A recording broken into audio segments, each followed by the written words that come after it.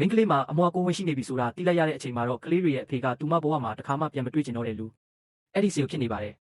လွန်ခဲ့တဲ့တလကအဲ့ဒီညမှာလူမိုက်တွေကသူမရဲ့လမ်းကိုပိတ်ဆို့ထားခဲ့ကြတဲ့အခြေအနေတွေကတကယ်ကိုအန္တရာယ်ရှိလာချိန်မှာပဲဆာကပေါ်လာခဲ့တာပါအဲ့ဒီတုန်းကသူမဟာသူ့ကိုရှောင်ပြီးထွက်သွားဖို့ကြိုးစားခဲ့ပေမဲ့သူကသူမကိုကားပေါ်အတင်းဆွဲတင်ခဲ့တယ်သူကသူမကိုစူပူချိန်မောင်းခြင်းမရှိပဲကြည်ကြည်တဲ့မျက်နှာပေးနဲ့စိုက်ကြည့်နေခဲ့ပါတယ်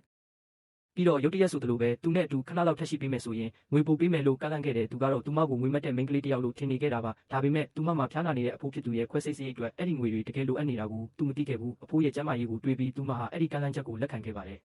အဲ့ဒီငွေတွေကြောင့်အဖိုးရဲ့ခွဲစိတ်မှုကအောင်မြင်သွားခဲ့တဲ့ဆရာဝန်ကလည်းဆက်လက်ကုသမှုခံယူမယ်ဆိုရင်အဖိုးဟာပြန်လည်ကျန်းမာလာလိမ့်မယ်လို့ဆိုပါတယ်သူမမှာရှိသမျှငွေတွေအကုန်ကုန်သွားပေမဲ့ပြန်လည်ကျန်းမာလာတဲ့အဖိုးကိုကြည့်ရင်သူမကျဉ်းနေခဲ့တဲ့တနေ့မှာတော့ရှော့ဟာဆေးရုံစင်ကြံမှာရိုးရှင်းတဲ့အစားအစာလေးကိုပဲအားငယ်စရာကောင်းအောင်စားနေတဲ့သူမကိုတွေ့သွားခဲ့တယ်သူစဝေးစဝါဖြစ်သွားပါတယ်သူပေးထားတဲ့ငွေတွေအများကြီးရှိပါလျက်နဲ့သူမဘာလို့ဒီလောက်တောင်ရုန်းကန်နေရတာလဲသူကတော့ဒါကိုသူမရဲ့ဟန်ဆောင်မှုတစ်ခုလို့ထင်ပြီးလှည့်ထွက်သွားခဲ့တယ်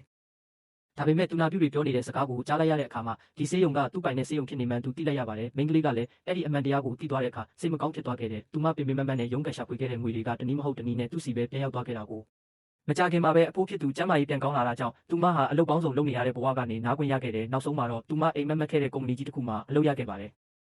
အဲ့ဒီစီယိုနဲ့နောက်တစ်ခါဘယ်တော့မှမဆုံးတော့ဘူးလို့သူမထင်ခဲ့ပေမဲ့အလုပ်စဝင်တဲ့နေ့မှာပဲအကြီးအကျယ်တုံ့လုပ်သွားခဲ့ရတယ်သူမရဲ့အထက်လူကြီးအစ်စ်ကသူဖြစ်နေလို့ပါပဲသူကသူမကိုကုမ္ပဏီအကြောင်းမိတ်ဆက်ခိုင်းပြီးတမင်တကာအခက်တွေ့အောင်လုပ်ခဲ့တယ်ဒါပေမဲ့သူမကကုမ္ပဏီအကြောင်းအဆအဆုံးသိနေုံနဲ့မကပဲအသေးစိတ်အစီရင်ခံစာပါအစင်တင်ပြင်ဆင်လာတာကိုမြင်ပြီးသူအံ့ဩသွားခဲ့ရပါတယ်သူမပေါ်ထားတဲ့သူ့ရဲ့အမြင်တွေလည်းစတင်ပြောင်းလဲလာခဲ့တယ်အဲ့ဒီအချိန်မှာပဲသူမဟာရုတ်တရက်နေမကောင်းဖြစ်ပြီးတန့်စင်ကန်တဲ့ကိုပြေးဝင်သွားခဲ့တယ် CEO ကစိတ်ပူပြီးနောက်ကလိုက်သွားပေမဲ့သူမကတော့သူ့ကိုရှောင်ဖယ်နေခဲ့ပါတယ်နောက်တနေ့မှာသူမစစ်စစ်ကြည့်တော့မှအမွာကိုဝင်ရှိနေမှန်းသိလိုက်ရတာပါသူမဟာဒီအိမ်မက်အလုပ်ကိုလည်းလက်မလွတ်ချင်တယ်လို့ကလေးနှစ်ယောက်ကိုတယောက်တည်းပြုစုပြောထောင်ဖို့လည်းမဖြစ်နိုင်ဘူးလို့ခံစားနေရတဲ့ CEO လိုလူမျိုးကသူမနဲ့ဒီကလေးတွေကိုဘယ်တော့မှလက်ခံမှာမဟုတ်ဘူးလို့ယုံကြည်နေတာကြောင့်သူမဟာကိုဝင်ကိုဆက်မဆောင်ခြင်းတော့ကြောင်းဆရာဝန်ကိုပြောလိုက်ပါတယ်ဆရာဝန်ကကလေးအဖေဟာတာဝန်မယူတဲ့လူလို့ထင်သွားပြီးခွဲစိတ်မှုအတွက်စီစဉ်ပေးခဲ့တယ်တကယ်တော့အဲ့ဒီအမွာလေးတွေဟာဆရာဝန်ရဲ့မြေရင်ခောက်ခောက်တွေဖြစ်နေမှန်းသူမမသိခဲ့ပါဘူး